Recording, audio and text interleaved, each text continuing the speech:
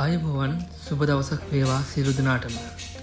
මේ දිනවල අප වැඩ කරමින් පවතින අපේ වැඩබිමක සුවිශේෂී අත්දැකීමක් ඔබත් එක්ක බෙදා ගන්නයි මේ සූදානම.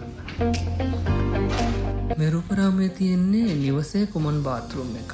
මේ ආකිටෙක්චර් ඩිසයින් එකේ තිබු පුංචි ගැටලුවක් සහ අපි ඒක විසඳපු විදිය ගැනයි මේ විස්තරය. හොඳට බලන්න මේක දිග අඩි 5 අඟල් 6යි. පළල අඩි 5 අඟල් 3යි. නමුත් දොර තියෙන්නේ අඩි 5 අඟල් 3 පළල බිත්තියේ හරි මැද. දොරේ පළල වෙනවා 2 අඟල් 6ක්. එතකොට දොර දෙපස ඉතිරි වෙන්නේ අඩි 6 අඟල් 4 වගේ පුංචි ඉඩක් විතරයි. මෙවැනි පටු ඉඩක දාන්න පුළුවන් ඉන්නේ පොඩි වොෂ් බේසින් එකක්. සාමාන්‍ය කෝණ වොෂ් බේසින් එකක් වගේ එකක් තමයි. ලොකු මුදලක් වේදම් කරලා හදන තමන්ගේ නිවසේ පෙනුම ඒ වගේ දෙයකින් බාල කරගන්න පුළුවන්ද? මේක පසු කාලීන ගැටලුවක් විය හැකි නිසා අපි මේ ගැන ක්ලයන්ට් එක සාකච්ඡා කරා. සාකච්ඡා කරලා බිත්ති බදින අවස්ථාවේදී විසඳුමක් දුන්නා.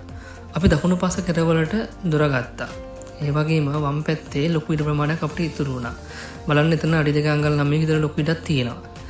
දැන් එතන ලස්සන වෑන්ඩි එකක් එක්ක වොෂ් බේසින් එකක් සවි කරන්න පුළුවන්. ඊළඟ ගැටලුව වුණේ කොමඩ් එකත් ෂවර් එකත් නිවැරදිව කළමනාකරණය කර ගැනීම. දැන් ඔයාලට පේනවා ඇති අපි කොමඩ් එක ගත්තා බාත්රූම් එකේ දකුණු පැත්තට, ෂවර් එක ගත්තා කොමඩ් එක තිබ්බ පැත්තේ විච්චියට. දැන් ඔයාලට පේනවා සියලුම පිටින්ස් නිවැරදිව ලස්සනට සවි කරන්න බාත්රූම් එක ඇතුලේ ඉඩකඩ හොඳට තියෙනවා කියලා.